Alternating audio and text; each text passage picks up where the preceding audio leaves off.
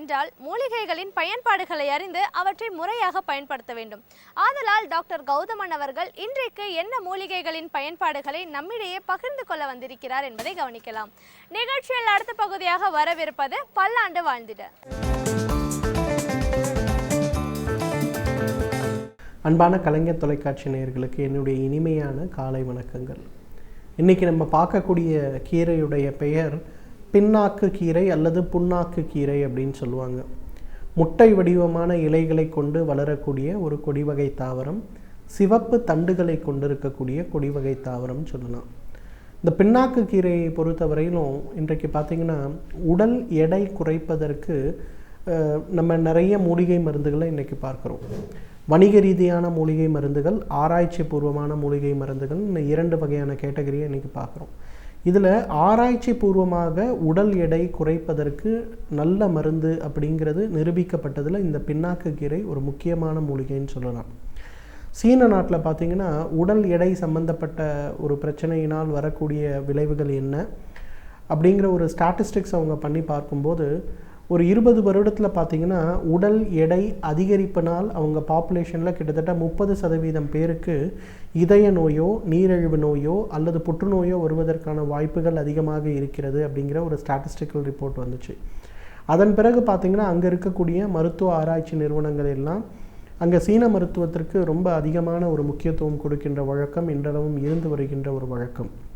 அந்த வகையில் பார்த்திங்கன்னா எந்தெந்த வகையான மூலிகைகள் இருக்கக்கூடிய மூலக்கூறுகளை பிரித்தெடுத்து அதை ஒரு சப்ளிமெண்ட்டாக, ஒரு மருந்தாக அல்ல, ஒரு சப்ளிமெண்ட்டாக கொடுக்கும்போது இந்த மாதிரி உடல் எடை சம்பந்தப்பட்ட நோய்களை நாம் குறைக்க முடியும் அப்படிங்கிற ஒரு ஆராய்ச்சியை மேற்கொண்டார்கள்.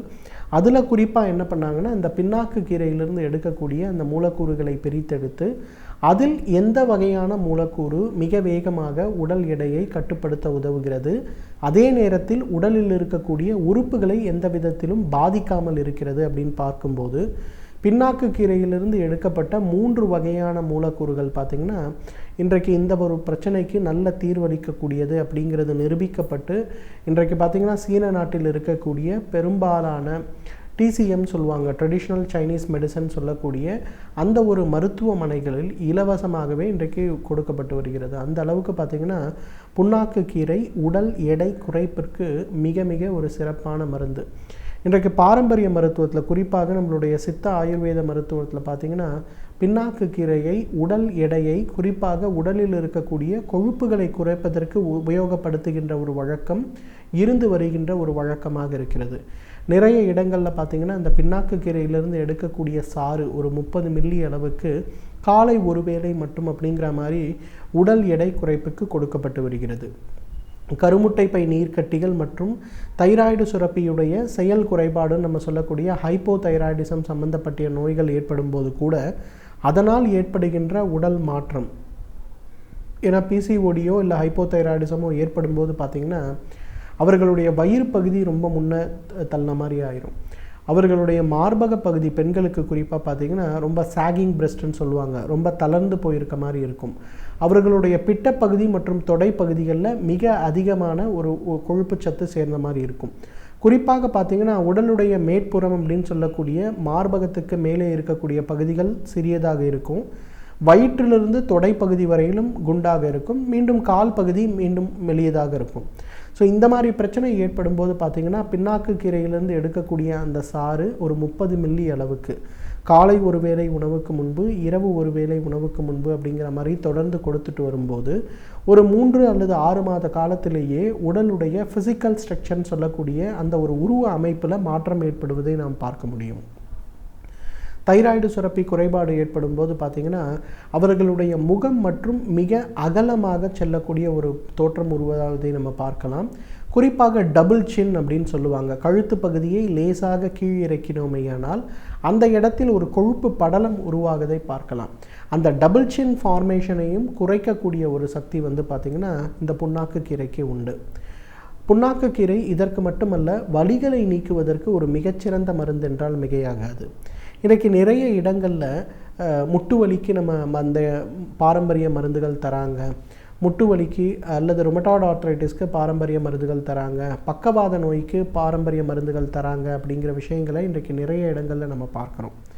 அந்த நிறைய இடங்கள்லாம் பார்த்திங்கன்னா இன்றைக்கி என்ன பண்ணுறாங்கன்னா அந்த புண்ணாக்கு கீரையிலிருந்து எடுக்கக்கூடிய அந்த ஒரு சாம்பலை ஒரு வெள்ளை நிற பொடியாக உள்ளுக்கும், அதே போல் புண்ணாக்கு கீரையிலிருந்து எடுக்கக்கூடிய அந்த இலையை ஒரு மூட்டையாக கட்டி வலிகளுக்கு ஒத்தரம் கொடுக்கக்கூடிய ஒரு சிகிச்சையும் இன்றைக்கி நிறைய இடங்களில் நம்ம பார்க்குறோம். இன்றைக்கு நிறைய ஆயுர்வேத சித்த மருத்துவமனைகள்லாம் பார்த்திங்கன்னா வெளிப்புறமாக தடவுகின்ற பூச்சிகள் பெரும்பாலும் வலி நிவாரணத்திற்காகவும் முட்டுகளில் இருக்கக்கூடிய வலிகளை குறைப்பதற்காகவும் கொடுக்கக்கூடிய மருந்துகள்லாம் பார்த்திங்கன்னா இந்த புண்ணாக்கு கீரையிலிருந்து எடுக்கக்கூடிய மருந்துகளாகத்தான் இருக்கும். இந்த புண்ணாக்கு கீரையை என்ன பண்ணுவாங்கன்னா பாரம்பரிய மருத்துவத்தில் பசு நெய் அதே போல் விளக்கெண்ணெய் அதில் புண்ணாக்கு கீரையை சிறு சிறு துண்டுகளாக நன்றாக நறுக்கி வதக்கி விடுவாங்க. வதக்கிய பிறகு அதை ஒரு அம்மியில் இட்டு அல்லது ஒரு குழவியில் இட்டு நன்றாக அரைத்து பேஸ்ட் போல் செஞ்சுருவாங்க. இந்த பேஸ்ட் போல் செய்யப்பட்ட புண்ணாக்கு கீரையை வலி இருக்கக்கூடிய முட்டுகள், கால் மூட்டுகள், கை மூட்டு அல்லது கழுத்தில் ஏற்படுகின்ற சவ்வு விளைவுகள், இடுப்பில் ஏற்படுகின்ற சவ்வு விலகல், தொடைப்பகுதியில் ஏற்படுகின்ற வலிகள், இந்த மாதிரி எந்த இடங்களில் அந்த வலிகள் ஏற்பட்டாலும் அந்த புண்ணாக்கு கீரையை நன்றாக எடுத்து லேசாக சூடு செய்து அதை அந்த பகுதிகளில் ஒரு 10 போல் போட்டு விட்டுருவாங்க. அதை ஒரு 2 மணி நேரம் 3 மணி நேரம் அதே மாதிரி வைத்து விட்டு அதன் பிறகு வெந்நீர் வச்சு குளிக்க செய்வாங்க. இதை ஒரு சிகிச்சையாக ஒரு 2 மாதம் 3 மாத காலம் வெளிப்புறமாகவே தொடர்ந்து செய்து வரும்போது பார்த்திங்கன்னா அந்த வலிகளுடைய அளவு குறைவதை பார்க்கலாம், முட்டுகளுடைய இயக்கம் மீண்டும் அதிகமாவதை பார்க்கலாம், இயற்கையான முறையில் நடந்து செல்வதற்கு வருவதற்கு போவதற்கு ஒரு நல்ல உபயோகமாக இருப்பதை பார்க்கலாம். நிறைய பேர் பார்த்திங்கன்னா இன்றைக்கு முட்டு தேய்மானம் அடைந்து விட்டது, முட்டு மாற்று அறுவை சிகிச்சை செய்ய வேண்டிய தேவை இருக்கிறது அப்படின்னு செய்யக்கூடிய இடங்களில் கூட இந்த புண்ணாக்கு கீரையை அரைத்து எடுக்கக்கூடிய அந்த ஒரு களிம்பை நன்றாக தடவி இரவு முழுவதும் ஊற வைத்து காலையில் வெந்நீர் வைத்து குளிக்கின்ற ஒரு வழக்கத்தை வைத்து கொண்டாலே அந்த முட்டுகளில் இருக்கக்கூடிய தேய்மானம் குறைவதை பார்க்கலாம். நடக்கும்போது நிற்கும்போது ஏற்படுகின்ற வலிகள் நன்றாக குறைவதை பார்க்கலாம். அதைவிட முக்கியமானது பார்த்திங்கன்னா முட்டுகளில் ஏற்படுகின்ற இயக்க குறைவு நன்றாக மாறுவதை பார்க்கலாம். நிறைய பேருக்கு காலையில் எழுந்திருக்கும் போதே முட்டுகளில் நன்றாக ஒரு இறுக்கம் இருக்கும். ஒரு அரை மணி நேரம் ஆன பிறகு தான் என்னால் கைகளில் வேலை செய்ய முடிகிறது, என்னால் ஒரு செல்ஃபோன் கூட பிடித்து பேச முடியவில்லை, ஸ்பூனில் சாப்பாடு எடுத்து கூட என்னால் சாப்பிட முடியவில்லை அப்படின்னு சொல்கிறவங்க நிறைய பேர் இருக்காங்க. அவர்களுக்கெல்லாம் பார்த்திங்கன்னா வெளிப்புறமாகவே புண்ணாக்கு கீரையை நன்றாக நெய் மற்றும் ஆமணக்கெண்ணெயில் வதக்கி அரைத்து சூடாக 10 போடுகின்ற அந்த ஒரு வழக்கத்தை வைத்து கொண்டாலே அவை நன்றாக குறைவதை பார்க்கலாம். புண்ணாக்கு கீரையை பொறுத்தவரையிலும் மாத விலக்கை சரி செய்வதில் ஒரு மிகச்சிறந்த மருந்துன்னு சொல்லுவோம். புண்ணாக்கு கீரையை நன்றாக வெயிலில் காய வைத்து அரைத்து எடுக்கக்கூடிய அந்த ஒரு சூரணத்தை காலை ஒரு வேளை மட்டும் அவர்களுக்கு வாழைப்பழத்தில் கலந்து கொடுக்கக்கூடிய ஒரு வழக்கம் இருப்பதை நம்ம பார்ப்போம். அந்த மாதிரி செய்யும்போது பார்த்திங்கன்னா ஒரு 3 மாத காலத்தில் மாத விலக்கு சீராகிறதை கூட நம்ம பார்க்கலாம். எனவே நேயர்களே, புண்ணாக்கு கீரையை பொறுத்தவரையிலும் உட்புறமாக உபயோகப்படுத்தும் போது உடல் எடையை குறைப்பதற்கு ஒரு மிகச்சிறந்த மாமருந்து, வெளிப்புறமாக உபயோகப்படுத்தும் போது உடல் வலிகளை, முட்டு வலிகளை, தசை வலிகளை, சவ்வு விலகலை நீக்குவதற்கு ஒரு மிகச்சிறந்த மாமருந்து. அதே போல் மாத விலக்கு சம்பந்தப்பட்ட கோளாறுக்கும் நல்ல தீர்வளிக்கக்கூடிய ஒரு மாமருந்து. தகுந்த மருத்துவ ஆலோசனையின் பேரில் சரியான முறைப்படி இதை உபயோகப்படுத்தினோமேயானால் நம்மாலும் பல்லாண்டு காலம் ஆரோக்கியமாக வாழ்ந்திட முடியும். தற்போது சமூகத்தில் நிலவி வரும் நல்ல செயல்களையும் தீய செயல்களையும் நம்மிடையே பகிர்ந்து கொண்டு அவற்றில் நம்முடைய பங்களிப்பு என்னவாக இருக்க வேண்டும் என்பதை பற்றி நம்மிடையே பேச வந்திருக்கிறார் மனுஷபுத்திரன் அவர்கள். நிகழ்ச்சியில் அடுத்த பகுதியாக வரவிருப்பது தீதும் நன்றும்.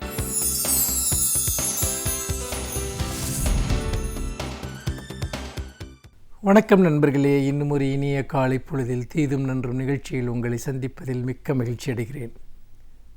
நம்முடைய சமூகம் என்பது ஒரு ஆழமான குடும்ப உறவுகளை கொண்டது. மனிதர்கள் பரஸ்பரம் நேசிக்கக்கூடியவர்கள் என்கிற எண்ணங்கள் நீண்ட காலமாக இருந்து வந்திருக்கின்றன. அதாவது குழந்தைகள் பெற்றோரை மதிப்பது, பெற்றோர்கள் பிள்ளைகளை அரவணைப்பது, இப்படியெல்லாம் பல்வேறு விதமான அடித்தளங்களின் மீது தான் நம்முடைய பண்பாடு கட்டப்பட்டிருக்கிறது என்று நாம் நம்புகிறோம். இன்னும் சொல்லப்போனால் ஒவ்வொருவருக்கும் மற்றவரிடம் ஒரு தார்மீகமான ஒரு கடமை உணர்ச்சி இருக்கிறது, கடப்பாடு இருக்கிறது என்கிற ஒரு எண்ணங்கள் நமக்கு மிக ஆழமாக ஊன்றி வளர்க்கப்பட்டிருக்கின்றன. ஆனால் நண்பர்களே, உண்மையிலேயே நம்முடைய குடும்ப அமைப்புகள் அப்படித்தான் இருக்கிறதா? நம்முடைய சமூக யதார்த்தம் அப்படித்தான் இருக்கிறதா? உண்மையிலேயே நாம் அன்பு, கடமையுணர்ச்சி இதெல்லாம் கொண்ட மனிதர்கள் தானா? அல்லது நம்முடைய சுயநலத்திற்காக இவற்றையெல்லாம் மிக கொடூரமாக உதறக்கூடியவர்கள் மட்டுமல்ல, சில சமயம் எந்த குற்றத்தையும் செய்வதற்கு நாம் தயங்காதவர்கள் என்று வேறொரு யதார்த்தம் இங்கு இருக்கிறதா என்பதை பற்றி நாம் சிந்திக்க வேண்டியவர்களாக இருக்கிறோம். நாம் எப்போதும் இந்த சமூகம் மிகுந்த நல்லெண்ணங்களின் மீது அல்லது ஏதோ ஒரு விதமான ஒரு பிணைப்பின் மீது, ஆத்மார்த்தமான உறவுகளின் மீது நின்று கொண்டிருக்கிறது என்றுதான் நாம் நம்ப விரும்புகிறோம். ஆனால் வரக்கூடிய பல உண்மைகள், செய்திகள் அந்த நம்பிக்கையை சுக்கு சுக்காக உடையச் செய்வதாக இருக்கின்றன. இன்னும் சொல்லப்போனால் நம்முடைய சமூக தீமைகள், அதற்குள் இருக்கக்கூடிய மனித மனதினுடைய பல்வேறு விதமான சுயநல எண்ணங்கள் அவர்களை எந்த எல்லைக்கும் கொண்டு செல்லும் என்பதற்கு பல சாட்சியங்கள் நம் முன்னால் இருக்கின்றன. நாம் அவற்றை பேச மறுக்கிறோம், அவற்றை சிந்திக்க மறுக்கிறோம், அவற்றை எதிர்கொள்ள மறுக்கிறோம் என்பதுதான் உண்மை. சமீபத்தில் ஒரு ஆங்கில நாளிதழ் ஒரு செய்தியை விரிவாக வெளியிட்டிருந்தது. அதாவது பல கிராமங்களில், குறிப்பாக தமிழகத்தில் இருக்கக்கூடிய பல கிராமங்களில் இருக்கக்கூடிய ஒரு கொடிய பழக்கம் பற்றியது. அதாவது பொதுவாக தனக்கு ஒவ்வாத மனிதர்களை தங்கள் வாழ்க்கையில் இருந்து நீக்கி விடுவது என்பது பல ஊர்களில், பல குடும்பங்களில், பல சமூகங்களில் இயல்பாக இருக்கக்கூடிய ஒரு விஷயமாக இருப்பதை பார்க்கிறோம். உதாரணமாக பெண் குழந்தைகள் பிறந்தால் அவர்களை சிசுக்கொலை செய்து விடுவது, அது பல மாவட்டங்களில் இருப்பது நமக்கு தெரியும். அதே போல் மனநலம் குன்றியவர்களை எங்காவது கொண்டு போய் விட்டு விடுவது என்பதும் கூட நம்முடைய சமூகத்தில் இருக்கக்கூடிய ஒன்றுதான். நாம் அதை பற்றியெல்லாம் நிறைய கேள்விப்பட்டிருக்கிறோம், நாம் கண்ணால் கண்டிருக்கிறோம். அப்படிப்பட்ட ஒரு விஷயம், இன்னும் சொல்லப்போனால் அதைவிட ஒரு கொடூரமான ஒரு விஷயம், வயது முதிர்ந்தவர்களை, வயோதிகர்களை, அவர்கள் நோய்வாய்ப்பட்டிருந்தால் அவர்களை பராமரிப்பது சுமை என்று கருதி அவர்களை கொன்று விடுவது.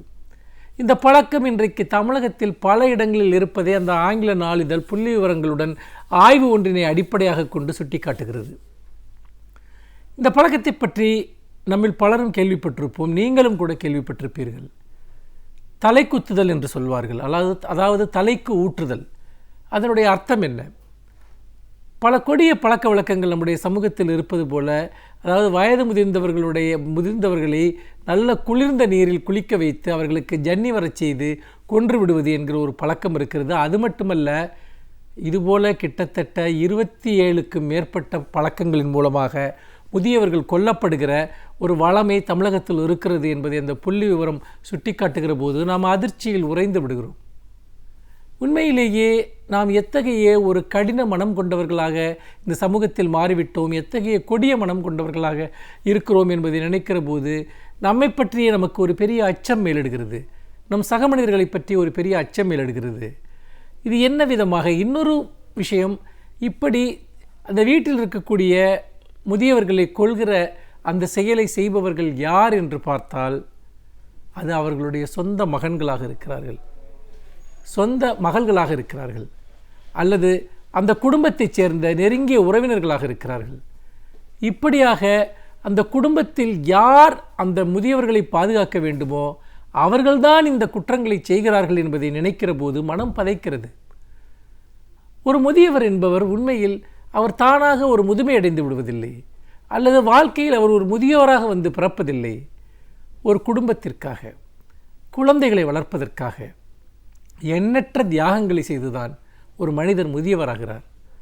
அவர் தன்னுடைய வாழ்நாளின் பெரும்பகுதியை தன்னை காப்பாற்றிக் கொள்வதற்கு மட்டுமல்ல, தன்னை சார்ந்தவர்களை காப்பாற்றுவதற்கு, தன்னை சார்ந்திருப்பவர்களுக்கு உணவிடுவதற்கு, அவர்களை பராமரிப்பதற்கு, அவர்களை வளர்த்தெடுப்பதற்கு, அவர்களை இந்த சமூகத்தில் வாழத் தகுதியுள்ள மனிதர்களாக மாற்றுவதற்கு தன்னுடைய வாழ்நாளையே கொடுக்கிறார்கள். பல சமயங்களில் குழந்தைகளை வளர்ப்பதற்காக மனிதர்கள் படக்கூடிய அல்லல்கள், துயரங்களை வார்த்தைகளால் விவரிக்க முடியாது. அது வார்த்தைகளுக்கு அப்பாற்பட்ட ஒன்று. நினைத்து பார்க்க முடியாத பல துயரங்களை அடைந்துதான் ஒவ்வொருவரும் தங்களுடைய குழந்தைகளை வளர்த்து ஆளாக்குகிறார்கள். ஆனால் அவர்கள் என்றைக்காவது நினைத்திருப்பார்களா தங்களுடைய சொந்த பிள்ளைகளின் கைகளினாலேயே தாங்கள் இறக்க வேண்டியிருக்கும் என்று? தங்கள் சொந்த பிள்ளைகளாலேயே தாங்கள் கொல்லப்படுவோம் என்று அவர்கள் நினைத்திருப்பார்களா?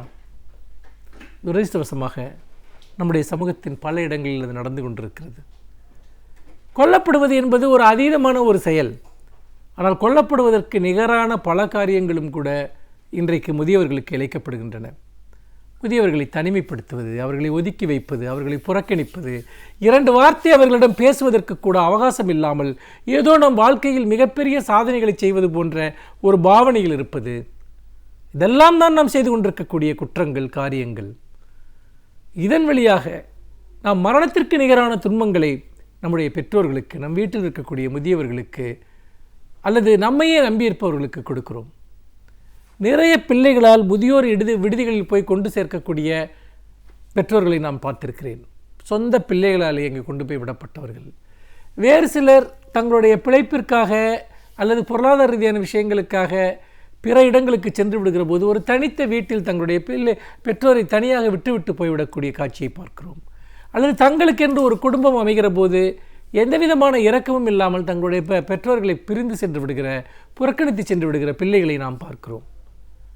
உண்மையில் எவ்வளோ ஒரு கொடூரமான ஒரு சமூகமாக குடும்ப அமைப்பை நாம் இங்கு உருவாக்கி இருக்கிறோம் என்பதை நினைக்கிற போது மனம் பதைக்கிறது. இதனுடைய இன்னொரு வெளிப்பாடு தான் இப்படி பிள்ளைகளே ஏதாவது ஒரு வழிமுறையை பயன்படுத்தி இது போன்ற முதியவர்களை கொள்வது. பல கிராமங்களில் அந்த ஆய்வு சொல்கிறது, இது போன்ற கொலைகளை செய்வதற்கென்றே சில கிராமப்புற மருத்துவர்கள் இருக்கிறார்கள், நாட்டு மருத்துவர்கள் இருக்கிறார்கள். அவர்கள் விஷ ஊசியை கூட போட்டு சில சமயம் பெற்றோர் அந்த வயோதிகர்களை கொள்கிறார்கள் என்றெல்லாம் அந்த ஆய்வு சுட்டி காட்டுகிறது. உண்மையிலேயே நாம் நம்முடைய பெற்றோர்களை, நம்முடைய முதியோர்களை நாம் இப்படித்தான் நடத்தப் போகிறோமா? இதன் வழியாக நம் வாழ்க்கையில் நாம் ஆதாரமான மதிப்பீடுகள் அனைத்தையும் இழந்து விட்டோம் என்பதை நினைக்கிற போது, அல்லது குடும்ப உறவுகள், மனித பண்புகளின் மீது எந்தவித தார்மீக உணர்வு அற்றவர்களாக மாறிவிட்டோம் என்பதை நினைக்கிற போது மனம் பதைக்கிறது. நிச்சயமாக ஒரு நோயுற்ற முதியவரை பராமரிப்பது என்பது பொருளாதார வசதி இல்லாத ஒரு குடும்பத்திற்கு சுமையாக கூட இருக்கலாம்.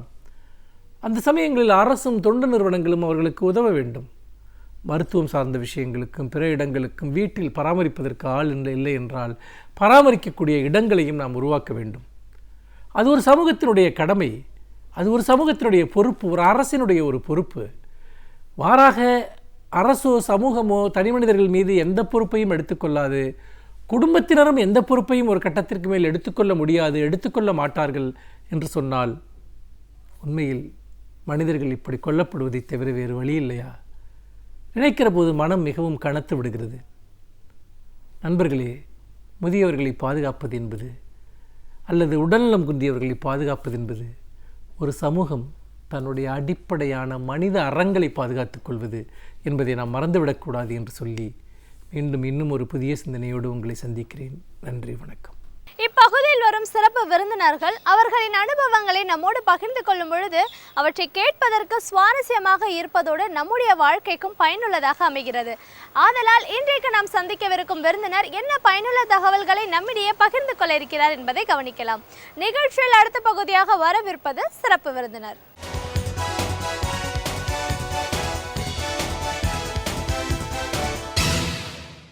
வணக்கம் நேயர்களே, விடியலே வா நிகழ்ச்சியின் சிறப்பு விருந்தினருக்கான நேரம் இது.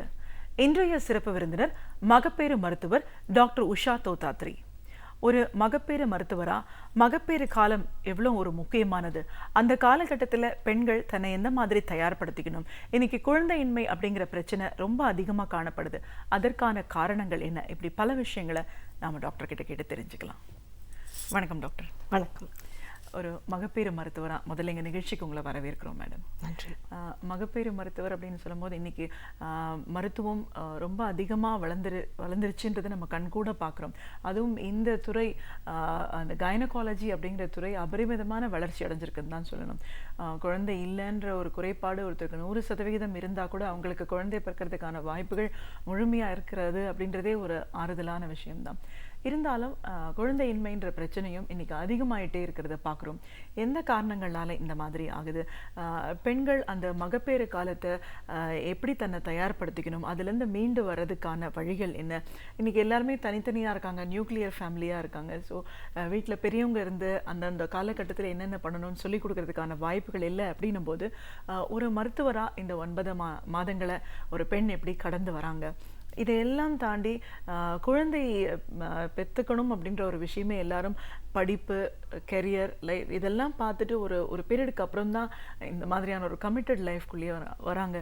இது எந்த அளவுக்கு ஒரு ஆரோக்கியமான ஒரு சூழல் அப்படின்னு இந்த துறை சார்ந்த பல விஷயங்களை எங்கள் நேர்களோட இன்னைக்கு நீங்கள் முழுமையாக பகிர்ந்துக்கணும் மேடம்.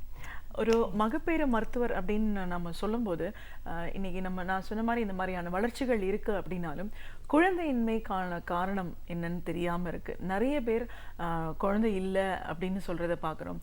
வேற ஒரு முறைக்கு போய் குழந்தை பெற்றுக்கிற ஒரு சூழல் இன்னைக்கு இருக்கிறத பார்க்குறோம். அது ஏன் இன்னைக்கு இப்படி மாறி இருக்கு மேடம்? குழந்தையின்மைங்கிறது ஒரு 15-20 வருஷத்துக்கு முன்னாடி இருந்ததை விட இப்போ நிறையவே இருக்கு. ஒரு வகையில் அதுக்கு தீர்வு இருக்குங்கிறது தெரிஞ்சு நிறைய பேர் முன்னாடி வராங்க, டாக்டர் கிட்ட போய் கேட்டால் இதுக்கு நமக்கு தீர்வு கிடைக்குங்கிறதுல. அந்த வகையில் அது நிறையவும் பார்க்குறோம். ஆக்சுவலாகவே குழந்தையின்மை ஜாஸ்தி ஆகிட்டே தான் இருக்குது. அதுக்கு ஆண் பெண் இருவருடைய வாழ்க்கை முறைகள் ஒரு மெயின் காரணமாக இருக்குது. இப்போ எல்லாருக்குமே ஒரு அவசர வாழ்க்கையில் இருக்கோம். நம்ம எல்லாருமே காலையில் எழுந்ததுலேருந்து ராத்திரி படுக்க போகிற வரைக்கும் எல்லாமே ஒரு எந்திரகதியில் ஓடிட்டுருக்கோம். நம்ம லைஃப்பை செல்ஃபோனும் லேப்டாப்பும் டிவியும் தான் செலுத்திட்டுருக்கு. இப்போ இருக்கிற காலத்தில் சயின்ஸ் நிறைய உபயோகமாக இருக்குது. நமக்கு எத்தனையோ விஷயங்களில் நம்மளை அப்படி ஒரு புரட்சி பண்ணியிருக்கு. ஆனால் அது ஒரு டபுள் எட்ஜ் ஸ்வார்டுன்னு இங்கிலீஷில் சொல்லுவாங்க, அந்த மாதிரியானது. அதில் நல்லதும் இருக்குது, கெட்டதும் இருக்குது. குழந்தையின்மை அப்படின்னு பார்க்க வரப்போ நம்மளுடைய வாழ்க்கை முறை ஒரு மெயின் காரணமாக இருக்குது. பெண்களுக்கு ஹார்மோன் சுழற்சி, கர்ப்பப்பை கோளாறுகள், சினைப்பை கோளாறுகள், அந்த மாதிரி எத்தனையோ கோளாறுகள்னால குழந்தையின்மை இருக்கிறதுங்கிறது ஒரு இருக்குது. பட் அதையும் தாண்டி மெயினாக மன அழுத்தம், அண்ட் தென் அவங்களுடைய நேரத்துக்கு சாப்பிடாதது, நேரத்துக்கு தூங்காதது, இந்த ஃபாஸ்ட் ஃபுட், துரித உணவுகள், இதெல்லாம் சாப்பிட்டே காலத்தை ஓட்டுறது, இது எல்லாமே இந்த ஹார்மோன் மாறுதல்களை அஃபெக்ட் பண்ணுறது. அதே மாதிரி தான் ஆண்களை பொறுத்த வரைக்கும் செல்ஃபோனும் லேப்டாப்பும் இல்லாமல் யாரையுமே பார்க்குறது கிடையாது. லேப்டாப் அதுலேயும் ரொம்பவே பிரச்சனைகள் கொடுக்கக்கூடியது. ஆண் குழந்தையின்மைங்கிறது இந்த லாஸ்ட் ஒரு 15-20 வருஷத்தில் ரொம்பவே ஜாஸ்தியாக இருக்குது. நாங்கள் படிச்சுட்டு இருந்த காலத்தில் இருந்த பெர்சன்டேஜை விட இப்போ ஆல்மோஸ்ட் 3 மடங்கு 4 மடங்கு ஜாஸ்தியாக இருக்குது. அதுக்கு மெயின் காரணம் அவங்களுடைய வாழ்க்கை முறையை தவிர இந்த லேப்டாப் இந்த மடியில் வச்சுட்டு அதை வேலை பண்ணுறப்போ அதுலேருந்து வரக்கூடிய கதிர்கள் ப்ளஸ் அந்த ஹீட் ஆண் விந்து உற்பத்தியை பெருமளவும் பாதிக்கிறது. உற்பத்தியையும் பாதிக்குது, அதோடைய குவாலிட்டி, அதோடைய மூவ்மெண்ட் எல்லாத்தையுமே அது பாதிக்குது. இன்னொன்று இந்த வைஃபை என்வாயரன்மெண்ட்னு சொல்கிறது. எல்லா இடத்துலையும் இப்போ வைஃபை என்வாயன்மெண்ட் இல்லாத ஒரு ஆஃபீஸோ வீடோ எதுவுமே கிடையாது. அந்த கதிர்களும் ரொம்ப அளவில் பிறப்பு உறுப்புகளை பாதிக்குது. பெண்களுடைய சினைப்பை ஆகட்டும், ஆண்களுடைய விந்துப்பை ஆகட்டும், அது எல்லாத்தையுமே அது ரொம்ப பாதிக்குது. இன்னொன்று நீங்கள் கேட்ட மாதிரி இந்த காலத்தில் எல்லாருமே படிப்பு, வேலை, கேரியர் அதில் தான் முக்கியமான நோக்கம் போயிட்டுருக்கு எல்லாருக்கும். அதுக்கு ஒரு காலம் இருக்குது. படிக்கிற காலத்தில் படிக்கணும், கல்யாணம் பண்ணுற காலத்தில் கல்யாணம் பண்ணிக்கணும், குழந்தை பெற்றுக்கிற காலத்தில் குழந்தை பெற்றுக்கணும்.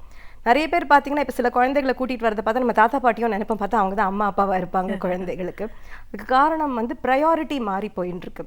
படிப்பு, பெண்களுக்கு படிப்பும் வேலையும் ரொம்ப முக்கியம், ரொம்ப அவசியம். அதுக்காக ஆனால் அவங்க குழந்தை பெற்றுக்கிறது தள்ளி போடக்கூடாது. 25 வயசுலேருந்து 30 வயசுக்குள்ளே மேக்ஸிமம் குழந்தை உருவாகிறதுக்கான, அந்த குழந்தை நல்லபடியாக ஹெல்த்தியாக பிறக்கிறதுக்கான பாசிபிலிட்டிஸ் நிறைய இருக்குது. அந்த சமயத்தில் நம்ம பார்க்குறோன்னா நிறைய பெண்கள் அவங்களுக்கு அப்போ தான் மேல் படிப்புக்காக போகணும், வேலைக்காக போகணும், லைஃப்பில் செட்டில் ஆகணும், வீடு வாங்கணும், கார் வாங்கணும், அந்த நோக்கங்கள்லேயே அவங்களுடைய எனர்ஜியெல்லாம் செலவழிச்சிட்ருக்காங்க. கல்யாணம் பண்ணிக்கிறதும் லேட் ஆக்குறாங்க, கல்யாணம் பண்ணிட்ட பிறகு குழந்தை பெற்றுக்கிறதையும் தள்ளி போடுறாங்க. ஒரு குறிப்பிட்ட காலத்துக்கு அப்புறம் அவங்க 2 பேருக்கும் ஆஃப்டர் மேரேஜ் ஒன்றா இருக்கணுங்கிற ஆசை கூட இருக்கிறது கிடையாது. ஆஃபீஸ் போயிட்டு 2 பேரும் ரொம்ப டயர்டாக இருக்காங்க. சில பேர் சொல்கிறாங்க, எங்களுக்கு ஒன்றா இருக்கிறதுக்கு டைம் இல்லை டாக்டர், எங்கள் ஷிஃப்ட்டு வேறு இருக்குது, இல்லைன்னா நாங்கள் ரொம்ப டயர்டாக இருக்கோம், ஆளுக்கு ஒரு பக்கம் படுத்து தூங்கிடுறோம், நீங்கள் ஏதாவது முறையில் எங்களுக்கு குழந்தை வரத்துக்கு எங்களுக்கு உதவி பண்ணுங்க அப்படின்னு. குழந்தை பெற்றுக்கிறதுக்கே டைம் செலவழிக்க முடியாட்டி அந்த குழந்தைய வளர்க்குறதுக்கு எங்கேருந்து டைம் இருக்க போகிறது அதுக்கப்புறம்? ஸோ இது மனுஷங்கள் நம்ம ஓடிட்டுருக்கிறதுலேருந்து கொஞ்சம் நிறுத்தி நம்ம எதுக்காக ஓடுறோம், இதுக்கெல்லாம் அர்த்தம் என்னன்னு யோசிச்சு பார்த்தா பெரும்பாலான இந்த குழந்தையின்மை ப்ராப்ளத்தை ஓரளவுக்கு நம்மளால் சால்வ் பண்ண முடியும். அதுக்கப்புறம் சயின்ஸ், டெக்னாலஜி, டாக்டர்ஸ் அவங்கெல்லாம் அதுக்கப்புறம் உங்களுக்கு உதவி பண்ணுறதுக்கு ரெடியாக இருக்காங்க. அதே மாதிரி நீங்கள் சொன்ன இன்னொரு கேள்வி, இப்போ எல்லாரும் நியூக்ளியர் ஃபேமிலியாக இருக்காங்க. ஸோ ஒரு லேடி ப்ரெக்னென்ட் ஆயாச்சுன்னா அவங்களுக்கு என்ன பண்ணுறது எதுன்னு தெரியல. இப்போ இருக்கிற இளம் கணவர்களை பொறுத்த வரைக்கும் ப்ரெக்னென்சிங்கிறத ஒரு வியாதியாட்டம் நினச்சிட்டு இருக்காங்க. இந்த மொமெண்ட் அவங்க ஒய்ஃப் கர்ப்பமாக இருக்காங்கன்னு தெரிஞ்சது, டாக்டர் அவள் உட்காரலாமா, அவள் ஆஃபீஸ் போகலாமா, அவள் மாடி ஏறலாமா, மெயினாக கீழே உட்காரலாமா, ஏன் சிம்பிள் கொஸ்டின், நம்ம இந்தியன் கைண்ட் ஆஃப் டாய்லெட் உபயோகப்படுத்தலாமாங்கிறதுலேருந்து கேள்விகள் கேட்டுட்ருக்காங்க. அதுக்கு காரணம் இதை பற்றின ஒரு ஐடியாவே இல்லாமல் இருக்கிறதுனால.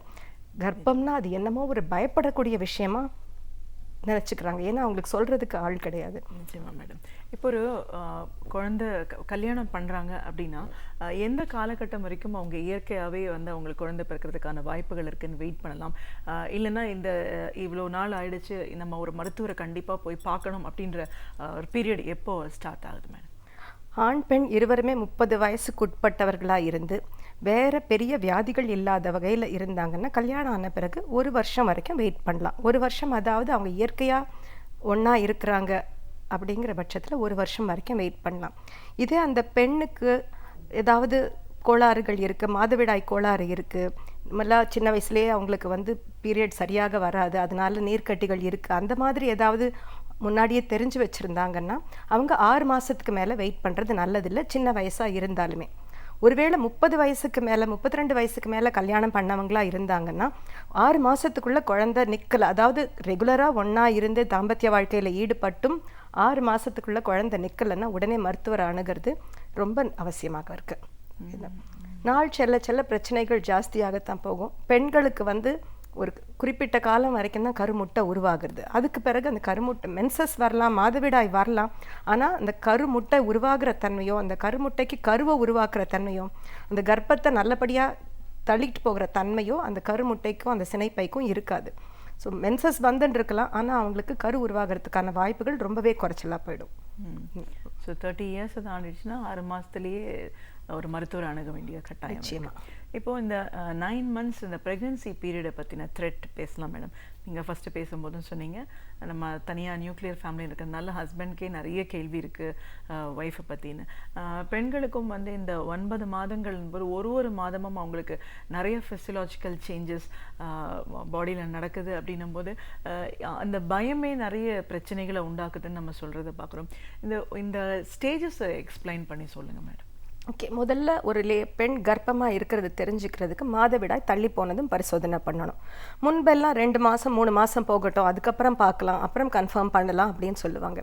இப்போ அந்த மாதிரியானது கிடையாது. இன்ஃபேக்ட் இப்போ இருக்கிற நம்ம பரிசோதனைகளில் தீட்டு நின்று போன அடுத்த நாளே கண்டுபிடிக்கக்கூடிய அளவுக்கான வசதிகள் இருக்குது. ஸோ அடுத்த நாளே இல்லாட்டி அட்லீஸ்ட் ஒரு வாரத்தில் அந்த டெஸ்ட் பண்ணி உறுதிப்படுத்திக்கிறது நல்லது. ப்ரெக்னன்சி தான் அப்படின்னு வீட்டில் பண்ணக்கூடிய டெஸ்ட் நார்மல் யூரின் டெஸ்ட்டில் தெரியும். தெரிஞ்சதும் டாக்டரை போய் பார்க்க வேண்டியது அவசியமாகிறது. எதுக்குன்னா ஃபோலிக் ஆசிட் அப்படின்னு சொல்லக்கூடிய ஒரு மருந்து கொடுக்கறதுக்கு, அது விட்டமின், அது வந்து குழந்தையுடைய மூளை வளர்ச்சிக்கு, நரம்பு மண்டல வளர்ச்சிக்கு ரொம்ப தேவையானதாக இருக்குது. கர்ப்பமாயிருக்கோன்னு தெரியறதுக்கு முன்னாடியே சில லேடிஸ் ரொம்ப சென்சிட்டிவாக இருக்கிறவங்களுக்கு வாந்தி வர சென்சேஷன் இருக்கலாம், அவங்களுக்கு தலை சுற்றலாம், ஒரு சிலருக்கு மார்பகங்கள் ஹெவியாக இருக்கலாம், ப்ளஸ் சாப்பிட்றதுக்கு வந்து எப்பயுமே ரொம்ப பிடிக்கக்கூடிய உணவுகள் பிடிக்காமல் போகலாம், புதுசாக எதையாவது சாப்பிடணுங்கிற ஆசை இருக்கலாம், அது மாதிரி பசி ஜாஸ்தியாக இருக்கலாம், இல்லை பசியே இல்லாமல் இருக்கலாம், நிறைய நாக்கில் எச்சல் ஊறும், தூங்கிட்டே இருக்கணும் போல தோணும், யாரும் என் கூட பேசாமல் இருந்தால் நல்லாயிருக்கும், நான் பாட்டு கண்ணை மூடி படுத்துட்டுருப்பேன் அப்படின்னு சொல்லக்கூடியதெல்லாம் வரலாம். இது எல்லாமே உடல் வந்து அதில் நடக்கக்கூடிய ஹார்மோன் மாறுதல்களுக்கு அட்ஜஸ்ட் பண்ணிக்கக்கூடியது. இன்னொன்று, அடிக்கடி யூரின் போகக்கூடிய ஒரு ஃபீலிங் இருக்கும். இப்போ தான் நம்ம பாத்ரூம் போயிட்டு வந்தோம், என்னடா திருப்பி வருதேன்னு தோணலாம். அது இன்ஃபெக்ஷன்னாலங்கிறது கிடையாது. நீர்க்கடுப்பு மாதிரி இருந்ததுன்னா அது ஒரு வேளை இன்ஃபெக்ஷனாக இருக்கலாம், கிருமி தொற்றாக இருக்கலாம். இல்லாட்டி முதல் 3 மாதம் வரைக்கும் கர்ப்பப்பை யூரின் பையை சிறுநீரக பையை அழுத்துறதுனால கொஞ்சம் அடிக்கடி யூரின் போகணுங்கிற மாதிரி தோணலாம். ஒரு 2 மணி நேரம் கூட அவங்களால கட்டுப்படுத்த முடியாமல் இந்த க்ஷணமே போகணுங்கிற மாதிரி தோணலாம். இது எல்லாமே வந்து இயற்கையாக உடலில் நடக்கிற மாறுதல்கள். அதே மாதிரி காமனாக நிறைய பேர் கேட்குற ஒரு கேள்வி, எனக்கு கர்ப்பம்னு உறுதிப்படுத்தி சொல்லிட்டீங்க, ஆனால் எனக்கு தீட்டு வந்துடுமோன்னு பயமாக இருக்குது, எனக்கு அடி வயத்தில் தீட்டு வரதுக்கு முன்னாடி என்னெல்லாம் சிம்டம் இருக்குமோ அதெல்லாம் இருக்குது டாக்டர், எனக்கு பயமாக இருக்குது அப்படின்னு கேட்பாங்க. அது பயப்பட வேண்டிய விஷயம் இல்லை, ஆனால் அந்த சிம்டம் எல்லாம் உண்மையாக இருக்கக்கூடியது தான். எவ்ரி மாதம் ஒரு மாதமும் கர்ப்பத்தை வாங்கிக்கிறதுக்கு தயாராகுது. கருமுட்டை வெடித்து வருது, அதில் இந்த கரு உருவானா அதை வாங்கிக்கணுங்கிறதுக்காக கர்ப்பப்பை ஒரு மாதமும் தயாராகுது. ஸோ அப்போ வந்து கர்ப்பப்பைக்கு நிறைய ரத்த ஓட்டம்லாம் போயிட்டுருக்கும். ஒருவேளை கர்ப்பம் இல்லை அப்படிங்கிற பட்சத்தில் அந்த ஹார்மோன் லெவல் எல்லாம் குறைஞ்சி போய் அந்த ரத்த ஓட்டம் நார்மல் லெவலுக்கு வருது, தீட்டு வந்துடுது, எப்பயும் போல் ஆயிடுறாங்க. கர்ப்பமாக இருக்கிறப்போ அந்த மாறுதல்கள் எல்லாம் பெரிய அளவில் இன்னும் நடந்துக்கிட்டே இருக்குது. அதனால் மாதவிடாய் வரத்துக்கு முன்னாடி என்னெல்லாம் சிம்டம் இருந்ததோ அதெல்லாம் முதல் 3 மாதம் ப்ரெக்னென்சியில் இருக்கும். இது நிறைய பேருக்கு இப்போ இருக்கிற பயம், எனக்கு தீட்டு வந்துடுமோன்னு பயமாக இருக்குது. அது அதற்கான அறிகுறி கிடையாது. இந்த 3 மாதத்தில் நார்மலான உணவு சாப்பிடலாம், நார்மலான ஆக்டிவிட்டி பண்ணலாம். அவங்களுக்கு ஏதாவது ரொம்ப சோர்வாக இருக்குது, பண்ண முடியலன்னா அதை அவாய்ட் பண்ணலாமே தவிர பெருசாக இதுக்குன்னு தனியாக ரெஸ்ட் எடுக்கணும், தனியான சாப்பாடு சாப்பிடணுங்கிற மாதிரி எதுவும் கிடையாது. அதே மாதிரி ரொம்ப உடல் அயற்சி கொடுக்கக்கூடிய காரியங்கள் செய்ய வேண்டாம்னு சொல்கிறோம். வெளியூர் பிரயாணங்கள் வச்சுக்கிறது, ரொம்ப நேரம் கடை கண்ணியில் சுற்றுறது, இப்போ இருக்கிற மாதிரி மாலில் ஷாப்பிங் போகிறேன்னு சொல்லி மணிக்கணக்கில் சுற்றுறது, அந்த மாதிரி ஓவராக உடம்புக்கு அயற்சி கொடுக்கக்கூடிய வேலைகளை செய்ய வேண்டாம்னு சொல்கிறோம் முதல் 3 மாதத்தில். இதை தவிர அப்போ வந்து பெருசாக மாறுதல்கள்ங்கிறது உடம்புல எதுவும் கிடையாது. அடுத்தது வந்து அந்த செகண்ட் ட்ரைமஸ்டர்னு சொல்லக்கூடியது 3வது மாதத்துலேருந்து 7வது மாதம் ஆரம்பம் வரைக்கும் நிறைய பெண்கள் அந்த சமயத்தில் ரொம்ப சௌகரியமாக இருப்பாங்க. ஏன்னா அப்போ வந்து முதல் 3 மாதம் இருந்த அந்த வாந்தி, தலை சுத்தல் அதெல்லாமும் போயிடும். ரொம்ப உடல் பரு ஏறி கஷ்டப்படக்கூடிய லேட்டர் மாதங்களும் இல்லாத நடுவில் இருக்கிற பீரியட். ஆனால் இந்த சமயங்களில் வந்து டாக்டர்கிட்ட மாதம் செக்கப் பண்ணிக்கணும். அவங்க கொடுக்கக்கூடிய அயன் மாத்திரை, கால்சியம், விட்டமின்ஸ் அதெல்லாம் ரெகுலராக எடுத்துக்கணும். தடுப்பூசிகள் போடணும். அண்ட் முக்கியமாக வந்து 3ஆம் மாதத்தில் முக்கியமாக ஒரு ஸ்கேன் பார்க்க வேண்டியது இருக்குது. அதே மாதிரி 5வது மாதத்தில் 20லேருந்து 22 வாரங்களில் முக்கியமான ஸ்கேன் குழந்தையோட உறுப்புகள்லாம் எப்படி இருக்குன்னு அதை பார்க்க வேண்டியது. இந்த காலகட்டத்தில் எந்த மாதிரியாக இருந்தாலும் வேலைக்கு போகிறவங்க வேலைக்கு போகலாம், வீட்டு வேலைகள் எல்லாம் நார்மலாக செய்யலாம். இப்போல்லாம் யாரும் ரொம்ப வெயிட் தூக்கி கஷ்டப்பட்டு நம்ம முன்னோர்கள் இருந்த காலத்தில் செஞ்ச மாதிரி வேலை பண்ண போகிறதில்ல. இப்போ இருக்கக்கூடிய மாடர்ன் டே லிவிங்கில் இருக்கக்கூடிய எல்லா வேலைகளும் கர்ப்பமான பெண்கள் செய்யலாம். அடுத்தது வந்து அவங்களுடைய ட்ரெஸ்ஸிங். ப்ரெக்னன்சி காலம்ல ரொம்ப டைட்டாக ட்ரெஸ் போட்டுக்கக்கூடாது. இப்போ இருக்கிற பேண்ட், ஜீன்ஸ், ட்ரௌசர்ஸ், லெக்கிங்ஸ் அந்த மாதிரி ரொம்ப டைட்டாக அது ரத்த ஓட்டத்தை இருக்கக்கூடிய மாதிரி உடைகள் இல்லாமல் ஈஸியாக இருக்கக்கூடிய ட்ரெஸ் போட்டுக்கிறது நல்லது. And normal diet. யாருமே 2 பேருக்காக சாப்பிட முடியாது. கர்ப்பமானா வந்து நீ 2 குழந்தை 2 பேர் 2 உயிருக்கு சாப்பிடணும் 2 உயிருக்கு சாப்பிடணும்னு சொல்லிட்டு இருப்பாங்க. அந்த மாதிரி கிடையாது. ஒருத்தருக்கான உணவு தான் சாப்பிடணும், ஆரோக்கியமான உணவாக சாப்பிடணும். ஒரே சமயத்தில் ரொம்ப சாப்பிடாமல் ஒரு 2 மணி நேரம் 3 மணி நேரத்துக்கு ஒரு தடவை ஈஸியாக ஜீரணமாகக்கூடிய உணவுகளாக சாப்பிட்றப்போ கஷ்டம் இல்லாமல் இருக்கும். அந்த 3வது மாதத்துலேருந்து 7வது மாதம் வரைக்கும் ஓரளவுக்கு சுகமாகவே இருப்பாங்க. அண்ட் தென் கடைசி 3 மாதம் தேர்ட் ட்ரைமஸ்டர்னு சொல்கிறது. அப்போது முதல்ல இருந்த சில சிம்டம்ஸ் திருப்பி வரலாம். இப்போயும் திருப்பி கொஞ்சம் குழந்தை தலைப்பகுதி கீழே இருக்கிற பட்சத்தில் திருப்பி தலை அழுத்துறதுனால கொஞ்சம் அடிக்கடி பாத்ரூம் போயிட்டு வரக்கூடிய சென்சேஷன் இருக்கலாம். உடம்பெல்லாம் ஒரு கனமாக இருக்கிற மாதிரி இருக்கலாம். அடி வயிற்றில் ஒரு ஹெவினஸ் இருக்கலாம். ஆனால் வலி இருக்கக்கூடாது. வலி இருந்தால் டாக்டரை கட்டாயம் பார்க்கணும். ப்ரெக்னென்சியில் எந்த மாதத்துலையும் வலி இருந்தாலோ இல்லை ப்ளீடிங், ஸ்பாட்டிங் சொல்லக்கூடியது இருந்தாலும் எப்பவும் பார்க்கணும். அது மாதிரி இல்லாமல் வெறும் ஒரு கனமான ஃபீலிங் மட்டும் இருக்கிற பட்சத்தில் அது வந்து ப்ரெக்னென்சி உங்களுக்கு கொடுக்கக்கூடிய பரிசு, அவ்வளோதான் அது. அப்போது வந்து கொஞ்சம் ரெஸ்ட், வேலைக்கு போகிறவங்க தேவைப்பட்டால் ரெஸ்ட் எடுக்க வேண்டி இருக்கலாம். ஒரு சிலருக்கு கால் வீங்கிறதுக்கு வாய்ப்பு இருக்குது. ரொம்ப நேரம் ஆஃபீஸில் உட்காந்து வேலை பண்ணுறவங்க அந்த மாதிரி இருக்கிறவங்க காலை ஏதாவது ஒரு ஸ்டூல்லையோ ஒரு சின்ன டீப்பாயோ ஏதோ போட்டு காலை நீட்டி வச்சுக்க சொல்லுவோம். வேலை பார்த்துட்டே இருந்தாலும் ஒரு 1 மணி நேரம் 2 மணி நேரத்துக்கு ஒரு தடவை கொஞ்சம் எழுந்து ஒரு 2-3 மினிட்ஸ் நடந்துட்டு வரலாம். இல்லாட்டி ரெஸ்ட் ரூம் போயிட்டு வரலாம். ஸோ தட் காலில் ரத்த ஓட்டம் நல்லா இருக்கிறதுக்காக. ஆஃபீஸ்க்கு வேலைக்கு போகிற பெண்கள் முடிஞ்ச வரைக்கும் அவங்களோட ஓன் சாப்பாடு, குடிக்கிற தண்ணி அதெல்லாம் எடுத்துகிட்டு போய் யூஸ் பண்ணுறது நல்லது. கடைசி ஒரு மாதத்தில் கொஞ்சம் கேர்ஃபுல்லாக இருக்கணும். முடிஞ்சால் நம்ம ஃபேமிலியை நம்ம சிச்சுவேஷன்ஸ் பொறுத்த வரைக்கும் பெரியவர்கள் வந்து ஹெல்ப் பண்ணக்கூடிய நிலைமையில் நம்ம இருக்கோம். அவங்களோட சேர்ந்து வாழாட்டியும் உதவிக்குன்னு கூப்பிடுறப்போ, அதுவும் இந்த மாதிரி பிரசவ காலத்தில்னு கூப்பிடுறப்போ நிச்சயமாக வரத்துக்கு அம்மாவோ பாட்டியோ மாமியாரோ தயாராக இருக்கிறவங்கள தான் இருக்கிறாங்க. முடிஞ்ச வரைக்கும் அவங்களோட உதவியை கேட்டுக்கிறது நல்லது தான். அது ஒரு பெரிய பெரிய பெரிய சப்போர்ட்டாக இருக்கும் அவங்கள கூப்பிட்டு வச்சுக்கிறது. மன வேறுபாடுகள் இருக்கலாம், இல்லாத ஃபேமிலி கிடையாது. பட் அது ஒரு எவ்வளோ பெரிய அவங்க ஒரு தூணாட்டம் நமக்கு உதவியாக இருப்பாங்கங்கிறது அதை அனுபவிக்கிறவங்களுக்கு தான் அதோடைய அருமை தெரியும். அப்போ வந்து கடைசியில் வந்து 2 வாரத்துக்கு ஒரு முறை செக்கப், அதுக்கப்புறம் வாரம் ஒரு முறை செக்கப்னு இருக்கும். டாக்டர்கள் வந்து அறிவுரை கூறுவாங்க எந்த மாதிரி சமயத்தில் ஹாஸ்பிட்டலுக்கு வரணும், என்னென்ன அடையாளங்கள் இருந்தால் ஹாஸ்பிட்டலுக்கு வரணும், அப்போ என்ன பண்ணணும் அப்படிங்கிறத சொல்லுவாங்க. அதை முறையாக பின்பற்றினாலே போதும். ப்ரெக்னன்சிங்கிறது ஒரு வியாதி கிடையாது. ஒரு பெண் வாழ்க்கையிலையும் ஏற்படக்கூடிய ஒரு ஃபிசியலாஜிக்கல் சேஞ்ச். கஷ்டங்கள் இருக்கும், அதோடு தான் அந்த சுகத்தையும் அனுபவிக்கணும். இன்னொரு முக்கியமான கேள்வி, இப்போ எல்லாருமே எம்ப்ளாய்டாக இருக்காங்க அப்படின்னும் போது அந்த அவங்களுக்கான நேரம் காலம் ரொம்ப குறைவாக இருக்கிறதுனால இந்த ஃபீடிங்ன்ற ஒரு விஷயத்த வந்து சாதாரணமாக எடுத்துக்கிறாங்க. இந்த பிரெஸ்ட் ஃபீடிங் அப்படிங்கிறது, தாய்ப்பால் அப்படிங்கிறது குழந்தைக்கு எவ்வளோ தூரம் அவசியம், அதை நம்ம வலியுறுத்தி சொல்லணும்னா என்ன மாதிரியான விஷயங்களை கடைபிடிக்கணும்னு நீங்கள் சொல்லுவீங்க? சரி, பசும்பால் கண்ணுக்குட்டிக்கு, தாய்ப்பால் மனுஷ குழந்தைக்கு. இது வந்து ரொம்ப ரொம்ப சிம்பிளான விஷயம். நம்ம பாட்டி காலத்துலலாம் வந்து இதை தவிர வேறு வழியே கிடையாது. அப்போ இந்த மாதிரி கேண்ட் ஃபுட், டின்டு ஃபுட் எல்லாம் கிடையாது. தாய்ப்பால் தான் கொடுத்துட்ருப்பாங்க. எத்தனை குழந்தை, அது 10 குழந்தையானாலும் சரி 12 ஆனாலும் சரி, ஒரு ஃபுட்பால் டீமே இருந்தாலும் தாய்ப்பால் மட்டுமே தான் கொடுத்துட்ருப்பாங்க. தாய்ப்பால் கொடுக்கறதுக்கு தாய்க்கு மெயினாக நிறைய மோட்டிவேஷன் வேணும். அது வந்து கட்டாயம் இது நான் பண்ண வேண்டிய வேலை. இதில் வேறு யோசிக்கிறதுக்கான ஒரு வழியே இல்லை, அந்த மாதிரி ஒரு யோஜனையே வரக்கூடாது. அதுவே ஒரு மெயின் காரணம். நான் ஒரு காலத்தில் ஒரு புக்கில் ஏதோ ஒரு இதில் படித்தேன். ஆஃப்ரிக்கன் ட்ரைப்ஸில் அவங்க வந்து ஒரு லேடி அவங்க குழந்தையே பெற்று காட்டியும் அந்த லேடிக்கு 40-45 வயசே இருந்தாலும் நிறைய அங்கெல்லாம் வச்ச நிறைய குழந்தைகள். ஒரு தாயால் எல்லா குழந்தைக்கும் பால் ஊட்ட முடியாது. அவங்கெல்லாம் 8-10 வயசு வரைக்கும் பால் ஊட்டுறது. ஒரு ஆசையில் மனிதாபிமானத்தில் நான் இந்த குழந்தைக்கு பால் இல்லையே, நான் என்னால் முடிஞ்சால் நான் கொடுக்கணும் அப்படின்னு நினைக்கிறவங்களுக்கு வந்து அவங்களுக்கு பிரசவமே ஆயிருக்காட்டியும் பால் சுரக்கும். அவங்களால வந்து பக்கத்து குடும்பங்களுக்கு ஹெல்ப் பண்ண முடியும். அது ஒரு பெண்ணுடைய இயற்கையான ஒரு ரெஸ்பான்ஸ் அப்படிங்கிற மாதிரின்னு. அப்படி இருக்கிறப்போ நம்ம பெற்றுக்கிற குழந்தைக்கு பால் ஊட்ட முடியாமல் போகிறதும் கிடையாது. சில மெடிக்கல் கண்டிஷன்ஸில் முடியாமல் போகலாம். இப்போ அதுக்கு உதவி பண்ணுறதுக்கு மருந்துகளும் இருக்குது, நார்மலாக டயட்லேயும் நிறைய சொல்லக்கூடியதெல்லாம் இருக்குது.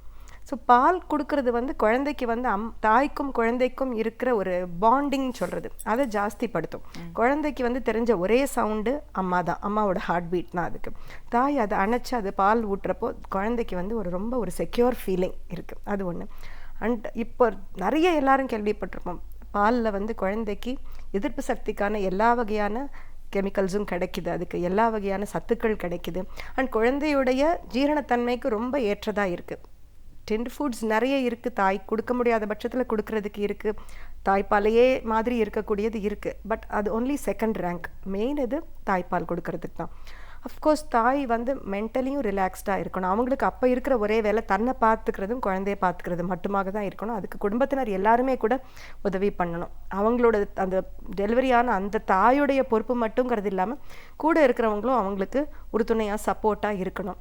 அதுக்கு ஒரு கொஞ்சம் ப்ரைவசி வேணும். நிறைய பேர் வந்து ஆசை தான் இருக்கும் எல்லாருக்கும், நிறைய பேர் வந்து பார்க்குறது, அவங்களுக்கு அந்த குழந்தைக்கு பால் ஊட்டுற நேரம் கூட அவங்கள தனியாக விடாமல் எல்லாரும் வருது குழந்தைய பார்க்குறது தூக்குறது அந்த மாதிரி இல்லாமல் அவங்களுக்குன்னு டைம் கொடுக்கணும். குழந்தை 1 மணி நேரத்துக்கு ஒரு தடவை அழும், கொடுக்க வேண்டி மிச்ச நேரத்தில் தாய்க்கு ரெஸ்ட்டும் வேணும். இன்னொன்று வந்து நீங்கள் சொல்கிற இந்த வேலைக்கு போகிற பெண்கள்னு எந்த கம்பெனி எந்த ஆஃபீஸாக இருக்கட்டும் குறைஞ்சபட்சம் 3 மாதமாவது மெட்டர்னிட்டி லீவ் கொடுக்குறாங்க. சில ஆஃபீஸில் சில இதில் அதுக்கப்புறமும் கூட அதை வந்து எக்ஸ்டெண்ட் பண்ணுறதுக்கு பாசிபிலிட்டிஸ் இருக்குது. அது குழந்தைக்கு தாய்ப்பால் ஊட்டுறதுக்காக லீவ் வேணும்னே கூட சொல்லி கொடுக்கலாம். அதுக்கான ப்ரொவிஷன்ஸ் நிறைய கம்பெனிஸில் இருக்குது. இல்லைன்னா வேலை சம்பளம் இல்லாத லீவ் எடுக்கிறதுக்கு அந்த மாதிரியெல்லாம் கூட வசதி இருக்குது. இதையெல்லாம் தாண்டி அதுக்கப்புறமும் கொடுக்கணுங்கிறப்போ தாய்ப்பாலை எடுத்து ஃப்ரிட்ஜில் வச்சு அதற்கு பிறகு அது ரூம் டெம்பரேச்சருக்கு கொண்டு வந்து கொடுக்கக்கூடிய முறையும் இருக்குது. பாலை பீச்சி எடுத்து ஸ்டோர் பண்ணி வச்சு அதை வந்து வீட்டில் இருக்கிற பெரியவங்க குழந்தைகளுக்கு கொடுக்கறதுக்கான இதுவும் இருக்குது. எல்லா மருத்துவமனைகள்லையும் அதை சொல்லி கொடுப்பாங்க தாய்க்கு. இந்த மாதிரி 3 மாதமோ 4 மாதத்துக்கு பிறகோ வேலைக்கு போக வேண்டியிருக்கு அப்படிங்கிற பட்சத்தில் அந்த மாதிரி எடுத்து வச்சு கொடுத்துட்டு போய் கொடுக்கறதுக்கும் வசதி இருக்குது. இன்னும் அடுத்தபடி போனால் சில ஆஃபீஸ்லலாம் வந்து டே கேர் சென்டர்ஸ் கூட இருக்குது. அதில் வந்து குழந்தைய அம்மா கூட்டிகிட்டு போய் அந்த டே கேர் சென்டரில் நன்றாக பயிற்சி பெற்ற நர்சஸ் ஆயாக்கள் வேறு பெண்கள் இருக்காங்க குழந்தைகளை பார்த்துக்கிறதுக்கு.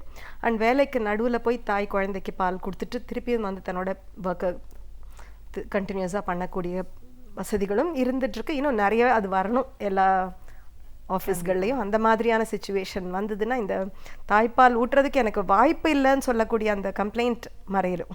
நிச்சயமாக மேடம். இப்போ இந்த ப்ரெக்னென்சி அதை தாண்டி ஒன்று நார்மல் டெலிவரின்னு நம்ம பார்க்குறோம், இப்போ நிறைய சிசேரியன் தான் இருக்கிறத பார்க்குறோம். இந்த போஸ்ட் ஆப்ரேஷன் இந்த ஒரு சர்ஜரிக்கு அப்புறம் பழையபடி இயல்பு நிலைக்கு வரணும் தான் எல்லா பெண்களுமே விரும்புவாங்க. ஆனால் சிசேரியன்லாம் ஆனதுக்கப்புறமா ஒருத்தர் வெயிட் போட்டுடுறாங்க, நாங்கள் நம்ம நல்ல அப்பியரன்ஸே மாறிடுது அப்படின்றது. ஒரு ஆப்ரேஷன் முடிஞ்சு அவங்க நார்மல் லைஃப்க்கு வர அந்த காலகட்டத்தில் என்ன மாதிரியான ஒரு பயிற்சி தேவையாக இருக்குது மேடம்? ஓகே, சிசேரியன் ஆகலாம். அது எத்தனையோ மருத்துவ காரணங்களுக்காக சிசேரியன் ஆகலாம். சிசேரியன்கிறதுனால வந்து வெயிட் போடுறதுங்கிறது அது கிடையவே கிடையாது. நம்ம இன்னும் அந்த மென்டாலிட்டிலேயே இருக்கோம். ஒரு டெலிவரி ஆச்சு, அதுவும் ஆப்ரேஷன் டெலிவரி ஆயிருக்கு அப்படின்னா ரெஸ்ட் வேணும் அப்படிங்கிற இது. நார்மல் டெலிவரிக்கும் சிசேரியனுக்கும் உடம்பு நார்மல் நிலைமைக்கு வரத்துக்கு ஒரே டைம் தான் எடுக்குது. சிசேரியன் ஆனதுமே 6 மணி நேரம் இல்லை 8 மணி நேரம் கழித்து அந்த தாய்க்கு ஏதாவது குடிக்க கொடுக்கலாம். இனிஷியலாக எல்லாமே நல்லா இருக்கிற பட்சத்தில் குடிக்க கொடுக்கலாம். ஒரு 18 மணி நேரத்துக்கு பிறகு அவங்க சாப்பிட ஆரம்பிக்கலாம். அதாவது மென்மையாக சமைக்கப்பட்ட உணவு, சாஃப்ட் குக்ட் ஃபுட் அப்படின்னு சொல்கிறது. நம்ம இட்லி, ரசம் சாதம், நல்லா வேக வச்சு மசித்த காய்கறிகள் இது எல்லாமே வந்து அடுத்த நாள்லேருந்து சாப்பிடலாம். 3வது நாள்லேருந்து நார்மலாக உணவு சாப்பிடலாம். எந்த ரெஸ்ட்ரிக்ஷனுமே கிடையாது. பத்தியம்லாம் வந்து ஒரு குடும்பத்தில் இன்னமும் நடைமுறையில் இருக்குது. முடிஞ்ச வரைக்கும் நம்ம அவங்கள்ட்ட சொல்லி அதை மாற்றுறதுக்கு பார்க்குறோம். பட் உணவு வரைக்கும் பெரிய ரெஸ்ட்ரிக்ஷன் எதுவும் கிடையாது. அதே மாதிரி தான் அவங்களுடைய நடவடிக்கைகள்லையும் சிசேரியன் டெலிவரி ஆனாலும் 12 மணி நேரம் பொறுத்து எழுந்து பாத்ரூமுக்கு போய் யூரின் பாஸ் பண்ண வைக்கலாம் அவங்க. அதுக்கப்புறம் அடுத்த நாள்லேருந்து முதல்ல ரூமில் நடக்க ஆரம்பிக்கணும். 3வது நாள் ஹாஸ்பிட்டலில் வார்டில் நடந்து வரலாம். நடந்து வண்டியில் ஏறி வீட்டுக்கு போகலாம் டிஸ்சார்ஜ் பண்ணுறப்போ. நார்மல் டெலிவரி ஆனாலும் எல்லார் வீட்லேயும் நம்ம வந்து ஒரு 45 நாட்கள் சமைக்கக்கூடாதுன்னு சொல்லுவாங்க. நிறைய கம்யூனிட்டியில் அந்த வழக்கங்கள் இருக்குது. தீட்டுன்னு சொல்கிறவங்களும் இருக்காங்க. அது எதற்காக அப்படி வச்சிருக்கு அப்படின்னா, சயின்டிஃபிக்காக உடலுக்கு ரெஸ்ட் தேவை. கர்ப்பப்பை சுருங்கிறதுக்கு 1.5 மாதம் ஆகும். நார்மல் சைஸுக்கு வரத்துக்கு 1.5 மாதம் ஆகும். ப்ளீடிங் இருந்துகிட்ருக்கும் அந்த வரைக்கும். அந்த டைமில் வந்து அந்த பெண்ணுக்கு ரெஸ்ட் தேவை. அதற்காக தான் தீட்டுன்னு சொல்கிற ஒரு கான்செப்ட் வச்சுருக்கிறது, ரெஸ்ட்டுங்கிறது வச்சுருக்கிறது. அந்த டைமில் அவங்க தன்னையும் குழந்தையும் பார்த்துக்கிட்டா போதும் தான் எல்லா வீடுகள்லையும் சொல்லுவாங்க. சிசேரியனுக்கும் அந்த அளவு ரெஸ்ட்டே போதுமானது. அதுக்கு மேலே எக்ஸ்ட்ராவாக ஒரு நாள் கூட ரெஸ்ட்டு வேண்டாம். எல்லா வேலைகளையும் பண்ண ஆரம்பிக்கணும். டாக்டர் சொல்லி கொடுக்கணும். முதல்ல மூச்சு பயிற்சி, கை கால் ஆற்ற பயிற்சி இதெல்லாம் பண்ணணும். 6 வாரத்துக்கு பிறகு நார்மலாக குனிஞ்சு நிமிர்ந்து பண்ணக்கூடிய உடற்பயிற்சிகளையும் பண்ணணும். இதெல்லாம் பண்ணி நார்மல் டயட்டும் சாப்பிட்டுட்டு எப்பயும் போல் இருந்தாங்கன்னா சிசேரியனால் வெயிட் போடாது, டெலிவரினால் வெயிட் போடாது. அது அந்த பீரியடுக்கு கொடுக்க வேண்டிய மதிப்பு, அந்த பீரியடில் கொடுக்க வேண்டிய ரெஸ்ட், அவ்வளோதான் தேவை. இதுக்காக ரெக்கவரி டைம்ங்கிறது ஜாஸ்திங்கிறது எதுவுமே கிடையாது. மகப்பேறுன்னும் போது நம்ம பெண்கள் சார்ந்த பிரச்சனைகள் தான் நிறைய விஷயங்கள் பார்க்குறோம். குழந்தையின்மைன்றதை தாண்டி மற்ற பிரச்சனை எல்லாம் பெண்கள் சார்ந்தே இருக்கிறத பார்க்குறோம். இந்த 40-45 வயதை கடக்கும்போது ஒரு மன அழுத்தம் அதிகமாக இருக்கிறத பார்க்குறோம். இது வந்து ஹார்மோன்ஸ் ஒரு முக்கியமான காரணம்னு எல்லா மருத்துவருமே சொல்கிறாங்க. இந்த மெனோபாஸ்ன்ற ஒரு ஸ்டேஜ் கடந்து போகிறது எப்படி மேடம்? மன அழுத்தம் ஃபார் தட் மேட்டர் இந்த காலத்தில் எல்லாருக்குமே இருக்குது. ஒரு எல்கேஜி குழந்தைக்குமே இருக்குது. ஆனால் நீங்கள் சொல்கிற அந்த ஸ்டேஜ் மாதவிடாய் இருக்கிற சமயத்தில் நிறைய மாறுதல்கள் உடம்பில் ஏற்படுது. ஹார்மோன் லெவல் குறைஞ்சி போகுது. சில ஹார்மோன்கள் கூடி போகுது, சில ஹார்மோன்கள் குறைஞ்சி போகுது. அதனால் உண்டாகக்கூடிய ஸ்டேஜ் தான் அந்த ஏஜ். அந்த வயசில் இந்த 45 வயசு 50 வயசுக்குள்ள பெண்ணுக்கு குடும்ப சூழ்நிலைகள்லையும் நிறைய மாறுதல் ஏற்படுது. அவங்களுடைய உடல் அமைப்பு, நீங்கள் சொல்கிற இந்த ஃபிசிக்கல் அப்பியரன்ஸில் சேஞ்ச் வருது. அதனால அவங்கள அறியாமல் ஒரு இன்செக்யூர் ஃபீலிங், நம்ம சிறு வயசில் இருந்த மாதிரி அழகாக இல்லையோ, அந்த அளவுக்கு கவர்ச்சிகரமாக இல்லையோ, இதனால என் கணவருக்கு என் மேலே விருப்பம் இல்லாத போகுமோ, இந்த மாதிரியான சந்தேகங்கள் ஒரு பக்கம். இன்னொரு பக்கம் குழந்தைகள் அப்படி தான் படித்து முடிச்சுட்டு ஆண்களாக இருந்தால் வேலை பார்க்க, பெண்களாக இருந்தால் வேலை பார்க்கவோ கல்யாணம் பண்ணிக்கவோ குடும்பத்தை விட்டு வெளியேறி போகிற ஸ்டேஜில் இருக்காங்க அவங்க. ஸோ அந்த லேடியை பொறுத்த வரைக்கும் நிறைய தனியாக இருக்க வேண்டிய நிலைமை ஏற்படுது. ஒரு சிலர் ஆக்டிவாக இருக்கிறாங்க, வேறு வேறு காரியங்களில் தங்களை ஈடுபடுத்திக்கிறாங்க. பட் ஏன்னா உடல் ரீதியாகவும் அப்போ பிரச்சனைகள் வருது. தூக்கம் சரியாக வராமல் இருக்குது. பாதி தூக்கத்தில் வேத்து கொட்டிட்டு எழுந்துப்பாங்க, ஹாட் ஃப்ளஷஸ் அப்படின்னு சொல்கிறது. வீட்டுக்காரர் நல்லா தூங்கிட்டு இருப்பார், இவங்களுக்கு ஏசி எவ்வளோ ஓடினாலும் பத்தாது. அவர் திட்டுவார், நீ ஏன் இவ்வளோ ஏசி போட்டுருக்க, உனக்கு என்ன வேத்து கொட்டுறதான்னு. வேத்து கொட்ட தான் செய்யும் லேடிஸ்க்கு. அதே மாதிரி அடிக்கடி கோபம் வருது, சின்ன சின்ன விஷயத்துக்கெல்லாம் கோபம் வருது, எரிஞ்சு விழுறது, இந்த மாதிரியான பிரச்சனைகள் இருக்கலாம். யூரினரி சிறுநீரக பாதைகளில் பிரச்சனை இருக்கலாம், எரிச்சல் வரலாம், அடிக்கடி தொற்று வரலாம் அந்த இடத்துல. அதுக்கெல்லாம் காரணம் அந்த பாதையெல்லாம் ட்ரையாக போயிருக்கும். எப்படி 20களில் இருந்த நம்மளுடைய தோலோ முகமோ 30களில் இல்லையோ, 30ல் இருக்கிறது 40ல் இல்லை. அந்த மாதிரியான சேஞ்சஸ் தான் உள்ளுக்குள்ளே இருக்கிற பேசேஜஸ்லையும் ஏற்படுது. அதனால அவங்களுக்கு உபாதைகள் நிறைய இருக்கும். உடல் உறவில் ஈடுபடுறதுக்கு அவ்வளோ விருப்பம் இல்லாமல் இருக்கும். அதனால கணவன் மனைவிக்குள்ளே சில பிரச்சனைகள் வரலாம். மெயின் இதுக்கெல்லாம் இதெல்லாமும் என் வாழ்க்கையில் ஒரு ஃபேஸ் தான். எப்படி ப்ரெக்னன்சி அண்ட் டெலிவரி என்னுடைய வாழ்க்கையில் ஒரு ஃபேஸ் தான் நினச்சி அதை தாண்டி வரமோ, அதே மாதிரி தான் மெனோபாஸ் அப்படிங்கிறது ஒரு லேடியுடைய வாழ்க்கையில் வரக்கூடிய ஃபேஸ் தான். அகெயின் என்னுடைய பாட்டியெல்லாம் மெனோபாஸ்னு ஒன்று அவங்க அதை தாண்டி போனதாகவே எனக்கெல்லாம் ஞாபகமே இல்லை. அவங்கெல்லாம் வாழ்க்கையில் ரொம்ப பிஸியாக இருந்தாங்க, டே டு டே லைஃப்லேயே பிஸியாக இருந்தாங்க. அவங்களுக்கு இதெல்லாம் பற்றி யோசிக்கிறதுக்கோ இந்த பிரச்சனை இருக்குங்கிறத புரிஞ்சுக்கிறதுக்கோ அவங்களுக்கு டைம் இல்லை. இப்போ நமக்கு இதை பற்றியெல்லாம் தெரியுது, அவேர்னஸ் இருக்குது. கைனகாலஜிஸ்ட் உங்கள் லேடி டாக்டர் கிட்டக்க போனால் அதுக்கான தீர்வு முறைகள் சொல்லுவாங்க. சில சிம்பிள் மெடிகேஷன் இருக்குது, ஹார்மோன் இல்லாத மருந்துகள் இருக்குது. தடவிக்கொள்ளக்கூடியது, ஒட்டிக்கொள்ளக்கூடியது, சாப்பிடக்கூடியதுன்னு ஹார்மோன் மருந்துகளும் ஹார்மோன் இல்லாத மருந்துகளும் இருக்குது. அதை தவிர கால்சியம் சப்ளிமெண்ட்ஸ் எடுக்க வேண்டியதாக இருக்குது பெண்களுக்கு. ஒரு சிலருக்கு ரத்த சோகை இருக்கலாம், அதுக்கான மெடிசின் எடுத்துக்கலாம். அண்ட் மெயினாக அந்த ஏஜில் எனக்கு வந்து யாருமே இல்லை அப்படிங்கிற இதுலேருந்து வெளியே வரணும், அந்த ஃபீலிங்லேருந்து வெளியே வரணும். இப்போ உங்களுக்கு குடும்பத்தில் குழந்தை குட்டிகளெல்லாம் செட்டில் பண்ணியிருக்கிற வயசு, ஃபைனான்ஷியலாக ஓரளவுக்கு நமக்கு தைரியம் இருக்கக்கூடிய வயசு. ஸோ வெளியில் போய் சொசைட்டியில் மற்றவங்களுக்கு உதவி பண்ணலாம். உங்களுக்கு ஏதாவது தெரியும்னா அந்த கிளாஸஸ் கற்றுக் கொடுக்கலாம், இல்லை எங்கேயாவது போய் நீங்கள் ஏதாவது ஒரு புதிய கலையை கற்றுக்கலாம். நம்மளை ஆக்டிவாக வச்சுக்கிறதே இந்த பெரிமெனோபாசல் அண்ட் மெனோபாசல் பிரச்சனைகளில் மெயினாக அதுலேருந்து வெளியில் வரத்துக்கு, நம்ம physical wellbeing and mental wellbeing நார்மலாக வச்சுக்கிறதுக்கு நம்மளை நம்ம வேறு ஆக்டிவிட்டீஸில் ஈடுபடுத்திக்கிறதே ஒரு மெயின் சப்போர்ட்டாக இருக்கும். நிச்சயமா மேடம்.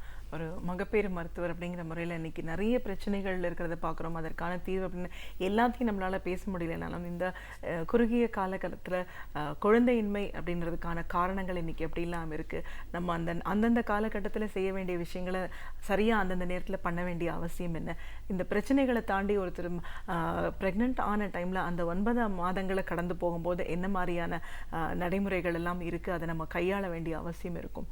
எல்லாத்தையும் தாண்டி இந்த மெனோபாஸ் மாதவிடாய் நிற்கக்கூடிய காலகட்டத்தில் ஒரு பெண் சந்திக்கிற பிரச்சனைகள் என்னவா இருக்குது அப்படின்னு மகப்பேறு சார்ந்து பல விஷயங்களுக்கு எங்கள் நேரிலோட நீங்கள் முழுமையாக கருத்துக்களை பரிமாறிட்டதுக்கு மிக்க நன்றி மேடம். நன்றி. இதுவரை நாம் அறிந்திடாத பல உண்மைகளை அழகிய தமிழில் தொகுத்து இனிமையாக வழங்க வந்திருக்கிறார் பேராசிரியர் சுபவீரபாண்டியன் அவர்கள். நிகழ்ச்சியில் அடுத்த பகுதியாக வரவிருப்பது ஒன்றை சொல் நன்றை சொல்.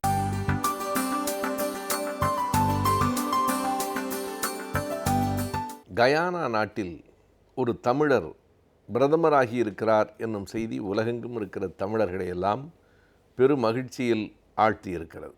இந்தியாவில் கூட ஒரு தமிழர் பிரதமராக இயலவில்லை, ஆனால் ஆப்பிரிக்காவில் கயானா நாட்டில் ஒருவர் பிரதமராக ஆகியிருக்கிறார். அவருடைய பெயர் மோசஸ் வீராசாமி நாகமுத்து என்பது. முழுக்க தமிழ் பெயராகவே இருக்கிற அந்த பெயர் ஒரு மிகப்பெரிய இனத்தின் வரலாற்றையும் கூட நமக்கு சொல்லுகிறது. 18ஆம் நூற்றாண்டுகளில் இந்தியாவிலிருந்து, குறிப்பாக தமிழகத்திலிருந்து பல்வேறு நாடுகளுக்கும் அடிமைகளாகத்தான் நம் முன்னோர்கள் போய் சேர்ந்தார்கள். பல்வேறு தீவுகளுக்கு அழைத்து செல்லப்பட்டார்கள். அப்படி அழைத்து செல்லப்பட்டவர்களில் ஒரு பகுதியினர் கயானா தேசத்திலே குடியேற்றப்பட்டனர். கயானா நாடு 2 பிரிவுகளாக பிரிக்கப்பட்டு ஒரு பகுதி பிரான்ஸ் நாட்டின் காலனியாகவும் இன்னொரு பகுதி பிரித்தானிய நாட்டின் காலனியாகவும் இருக்கிறது.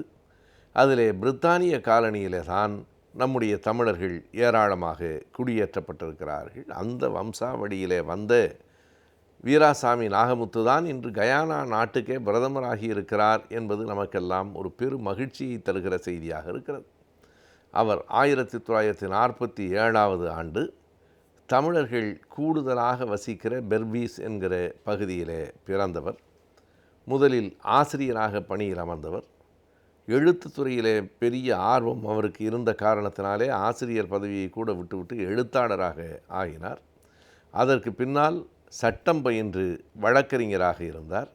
எனவே ஆசிரியர், எழுத்தாளர், வழக்கறிஞர் என்கிற பல்வேறு திறன்களை கொண்ட அவர் 1992ஆவது ஆண்டு முதலாக மக்கள் முன்னேற்ற கட்சி என்னும் கட்சியின் சார்பில் போட்டியிட்டு சட்டமன்ற நாடாளுமன்ற உறுப்பினராக தேர்ந்தெடுக்கப்பட்டார். 92லிருந்து 2011 வரைக்கும் தொடர்ந்து நாடாளுமன்ற உறுப்பினராக இருந்து வருகிறவர்களில் வீராசாமி நாகமுத்து ஒருவர். எனவே அவர்தான் இப்போது தேர்தலில் மிக இயல்பாக அந்த மக்கள் முன்னேற்ற கட்சியினுடைய பிரதமர் வேட்பாளராக நிறுத்தப்படுவார் என்று அனைவரும் எதிர்பார்த்தார்கள். ஆனால் அந்த மக்கள் முன்னேற்ற கட்சியிலே வட இந்தியர்களினுடைய ஆதிக்கம் கூடுதலாக இருக்கிறது. எனவே அவர்கள் தமிழர் ஒருவர் பிரதமராவதை ஏற்கவில்லை. எனவே தமிழர் பிரதமராவதை வட இந்தியர்கள் இந்தியாவிலே மட்டுமல்லாமல் கயானா நாட்டிலும் கூட எதிர்க்கிறார்கள் என்கிற செய்தி நமக்கு புரிகிறது. அதற்கு பின்னால் அவர் அதிலிருந்து விலகி பல்லின மக்களினுடைய மாற்றத்திற்கான கூட்டமைப்பு என்னும் ஒரு கட்சியிலே சேர்கிறார். அந்த பல்லின மக்களின் மாற்றத்திற்கான கூட்டமைப்பு என்றால் பல்வேறு நாடுகளைச் சேர்ந்த, பல்வேறு இனங்களைச் சேர்ந்த மக்கள் அனைவருக்கும் இன்றைக்கு இருக்கிற சமூக அரசியல் வாழ்நிலையிலே இருந்து ஒரு மாற்றத்தை கொண்டு வருகிற ஒரு அமைப்பாக கட்சியாக நாங்கள் செயல்படுகிறோம் என்று கூறுகிற அந்த கட்சியில் பல்வேறு இனங்களை சார்ந்தவர்களும் உறுப்பினர்களாக இருக்கிறார்கள், வெறும் தமிழர்கள் மட்டுமில்லை. அந்த கட்சியிலே சேர்ந்து இப்போது தேர்தலில் ஒரு பெரிய வெற்றியை அவர் பெற்றதற்கு பிறகு அனைத்து இன மக்களுமாக சேர்ந்து நம்முடைய மோசஸ் வீராசாமி நாகமுத்து அவர்களை அந்த நாட்டுக்கு பிரதமராக தேர்ந்தெடுத்திருக்கிறார்கள். எனவே குறிப்பிட்ட தமிழ் மக்களினுடைய பிரதிநிதியாக மட்டுமில்லாமல் அந்த நாட்டிலே இருக்கிற பல்வேறு இன மக்களினுடைய ஆதரவையும் பெற்றவராக, அனைவரையும் இணக்கமாக அழைத்து செல்லக்கூடியவராக வீராசாமி அவர்கள் கருதப்படுகிறார். அவருக்கு ஏற்கனவே நாடாளுமன்ற உறுப்பினராக, உள்ளாட்சித்துறை அமைச்சராக இருந்த அனுபவமும் இருக்கிறது என்கிற காரணத்தால் எல்லா இன மக்களும் அவரையே தங்கள் தலைவராக தேர்ந்தெடுத்திருக்கிறார்கள். இது உலகம் முழுவதும் இருக்கிற மக்கள் மகிழ்ச்சி அடைவதற்கு மிகப்பெரிய ஒரு செய்தியாக இருக்கிறது. அந்த கயானா நாட்டில் தமிழர்களினுடைய குறிப்பிடத்தக்க சில பண்பாட்டு அசைவுகளையும் பார்க்க முடிகிறது என்று எழுத்தாளர் நீலன் ஒரு கட்டுரையிலே குறிப்பிடுகிறார். அவர் கயானா நாட்டிற்கு போய் சென்று பார்த்தபோது அங்கிருக்கிற சில கோயில்கள் பல வேறுபட்ட செய்திகளை எடுத்து சொல்லியிருக்கின்றன. என்ன அந்த செய்திகள் என்றால், அங்கே இருக்கிற கோயில்கள் அம்மன் கோயில்கள் இருக்கின்றன, ஐயனார் கோயில்கள் இருக்கின்றன. மதுரை வீரனுக்கு கூட அங்கே கோயில் இருப்பதை பார்த்து எழுத்தாளர் நீலன் சொல்கிறார், என்னால் வியப்படையாமல் இருக்க முடியவில்லை. அந்த கோயில் எதிலும் பூஜை செய்வதற்கு பார்ப்பனர்கள் எவரும் இல்லை, பூசாரிகள் தான் இருக்கிறார்கள். இளைஞர்களே கூட பூசாரிகளாக இருக்கிறார்கள். அந்த வழிபாட்டு தலங்களில் மதுரை வீரன் போன்ற, அதாவது மதுரை வீரன் என்று சொல்லுவது ஒரு ஒடுக்கப்பட்ட சமூகத்திலிருந்து வந்த ஒரு மக்கள் தலைவன், அவனை அவர்கள் தெய்வமாக வழிபடுகிறார்கள் என்பது ஒரு மிகப்பெரிய செய்தி. இதனைத்தான் நாம் இங்கே சிறு தெய்வ வழிபாடு என்று சொல்லி அதனை குறைத்து மதிப்பிட்டு வருகிறோம். தெய்வத்தில் பெரும் தெய்வம் என்றும் சிறு தெய்வம் என்றும் இரண்டு வகையான தெய்வங்களை வைத்திருக்கிறவர்கள் நாம் தான். அவை சிறு தெய்வங்கள் இல்லை, வையத்துள் வாழ்வாங்கு வாழ்ந்து பிறகு தெய்வம் என்று கருதப்பட்டவர்கள். எனவே அவர்களை அந்த நாட்டார் தெய்வங்கள் என்று கூறுவது. நாட்டு மக்கள், உழைக்கும் மக்களினுடைய வழிபாட்டுக்குரிய தெய்வங்களாக அவர்கள் இருக்கிறார்கள் என்று சொல்ல வேண்டும். இங்கேயும் கூட அம்மன் வழிபாடு, மாடன் வழிபாடு, வீரன் வழிபாடு, கருப்பு வழிபாடு ஆகியவைகளெல்லாம் உழைக்கும் மக்களினுடைய சமூகங்களில் பிறந்து அந்த மக்களுக்காக போராடி அந்த மக்களுக்காக உயிர் துறந்த ஒரு மாவீரர்கள், சான்றோர்களினுடைய வழிபாடு தான். அப்படிப்பட்ட ஐயனார் வழிபாட்டை கயானாவில் பார்க்க முடிகிறது. மாரியம்மன், மதுரை வீரன் வழிபாடுகளையெல்லாம் பார்க்க முடிகிறது என்று நீலன் எழுதுகிறார். அப்படிப்பட்ட கயானாவில் இன்றைக்கு தமிழர்களில் ஒருவரே தலைவராக, பிரதமராக தேர்ந்தெடுக்கப்பட்டிருக்கிறார். எனவே எங்கேயோ இருக்கிற ஒரு தேசம் தமிழனை இன்றைக்கு ஒரு உயர்ந்த இடத்தில் உட்கார வைத்து கொண்டாடுகிறது. ஆனால் இன்னமும் ஒரு முறை கூட அந்த வாய்ப்பு இங்கு வராமல் போகிறது என்கிற ஒரு வருத்தமும் நமக்கு இருக்கத்தான் செய்கிறது. ஆனாலும் கூட இன்றைக்கு கயானாவிலே பிரதமராக ஒரு தமிழர் வந்திருக்கிற காரணத்தால் அங்கே இருக்கிற தமிழர்களினுடைய வாழ்நிலை உயரும். சுருக்கமாக சொன்னால் அவர்கள் மீண்டும் தமிழ் பண்பாட்டோடு ஒத்திசைவு உடையவர்களாக மாற்றப்படுவார்கள் என்ற நம்பிக்கை எழுந்திருக்கிறது. இப்படி சொல்லுவதற்கு ஒரு காரணம் உண்டு. மொரீஷியஸ், சீஷெல்ஸ் போன்ற தீவுகளிலே எல்லாம் இன்றைக்கு தமிழர்கள் இருக்கிறார்கள். சிஷெல்ஸ் தீவிலே இருக்கிறவர்கள் பெரும்பாலும் நம்முடைய நாகை, திருவாரூர், மயிலாடுதுறை பகுதிகளை சேர்ந்தவர்களாக இருக்கிறார்கள், தமிழகத்தோடு தொடர்புடையவர்களாக இருக்கிறார்கள். ஆனால் மொரீஷியஸில் இருக்கிற, ஆப்பிரிக்காவின் பிற பகுதிகளிலே இருக்கிற தமிழர்கள் பலர் தமிழ் அறியா தமிழர்களாகத்தான் இருக்கிறார்கள் என்கிற வேதனையான உண்மையை நாம் ஒப்புக்கொள்ள வேண்டும். அப்படி இல்லாமல் இனி கயானா நாட்டு தமிழர்கள் தமிழறிந்த தமிழர்களாகவும் தமிழ் பண்பாட்டிற்கு ஏய்ந்த தமிழர்களாகவும் ஆவதற்கு பிரதமராக ஆகியிருக்கிற வீராசாமி நாகமுத்து அவர்கள் ஏற்ற பணிகளை செய்வார் என்கிற நம்பிக்கை நமக்கு எழுந்திருக்கிறது. நம்பிக்கையோடும் மகிழ்ச்சியோடும் கயானாவின் பிரதமர் மோசஸ் வீராசாமி நாகமுத்துவுக்கு உலகெங்கும் வாழும் தமிழர்கள் அனைவரும் ஒரு உவகை பொங்க வாழ்த்துக்களை சொல்வோம்.